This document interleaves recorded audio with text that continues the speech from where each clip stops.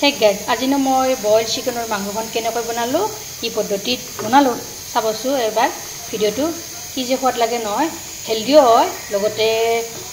আপোনাৰ খাবলৈও সোৱাদ লাগে এবাৰ বনাব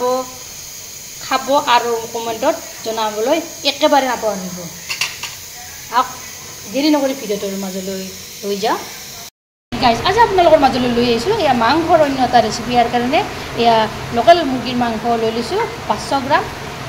ইয়াৰ লগত কাটি লৈছোঁ আলু দুটা এনেদৰে তাৰপিছত এয়া লৈ লৈছোঁ বিলাহী দুটা এনেদৰে কাটি লৈছোঁ পিঁয়াজ লৈ লৈছোঁ ইয়াতে লৈ লৈছোঁ আদা নহৰু জলকীয়া আৰু জিৰাৰ পেষ্ট চাৰিকৈ ভিডিওটো সম্পূৰ্ণভাৱে আৰু স্কিপ নকৰাকৈ আজি লোকেল চিকেন বনাম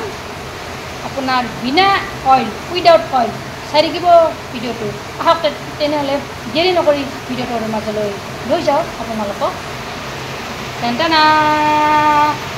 এয়া কেৰাহী দেখুৱাই দিলোঁ মই গেছটো অন কৰি লৈ লৈছোঁ তাৰপিছত কেৰাহীটো বহুৱাই দিছোঁ এইফালে আকৌ দি দিম এয়া মুৰ্গীৰ মাংসখিনি দি দিছোঁ তাৰপিছত ইয়াতে দি দিছোঁ এয়া পিঁয়াজ বিলাহীখিনি ইয়াতে দি দিলোঁ ইয়াতে এতিয়া মই পেষ্টটো দি ল'ম আদা নহৰু আৰু জলকীয়া জিৰা গোটেইখিনি ইয়াতে দি ল'ম এয়া গোটেইখিনি পেষ্টটো ইয়াতে দি লৈ লৈছোঁ মই ইয়াতে এতিয়া মই এয়া নিমখ দিম চাউল তাৰপিছত দি এয়া হালধি গুড়ি আধা চামুচ দি দিছোঁ এইখিনি এতিয়া মই কৰাচীখনৰ সহায়েৰে লৰাই দিম এফালৰ পৰা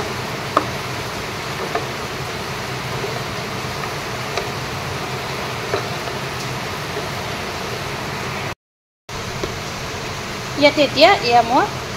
জিৰাৰ গুড়ি দিছোঁ এচামুচ তাৰপিছত দি দিছোঁ এয়া জলকীয়াৰ গুড়ি এচামুচ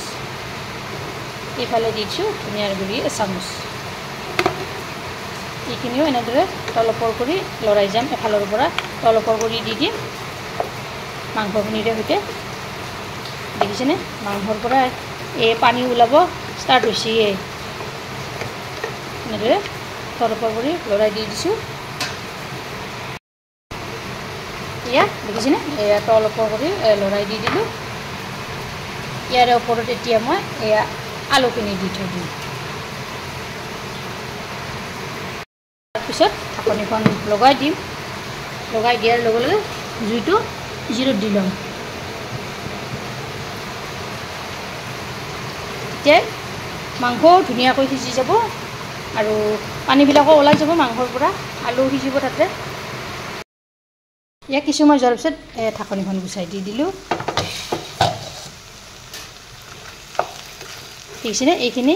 পানীখিনি নাইকিয়া হৈ গৈছে ইয়াতে মই পানী দি দিম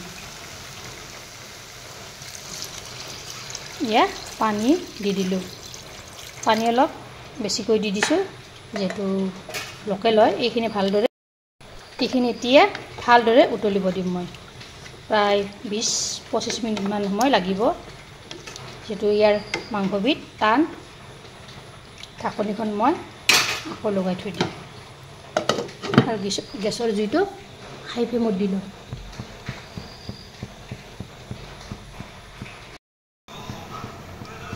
এয়া মই প্ৰায় 20 মিনিট সময় ভালদৰে উতলিব দি দিলোঁ দেখিছেনে কেনেকুৱা হৈছে কালাৰটো ধুনীয়া হৈছে বইল মাংস এনেদৰে বনাবছোঁ আৰু খাব